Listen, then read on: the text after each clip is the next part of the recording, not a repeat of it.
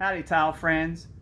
I had a question. Why are we buying these expensive drain flanges when we really don't have to? We see these Oatey FHA drain flanges all the time. They run about $6 or $7 from Home Depot. My thought was, builtwithfoam.com can make you a custom shower tray with a perfectly drilled hole that fits these drains exactly. Then run your surface waterproofing bonded to your drain flange as you normally would. Then to hold the grate in the air, you'd buy a FloFX grate holder from us at builtwithfoam.com, and you're ready for tile. As long as you're not doing a thin mosaic, you should be in business.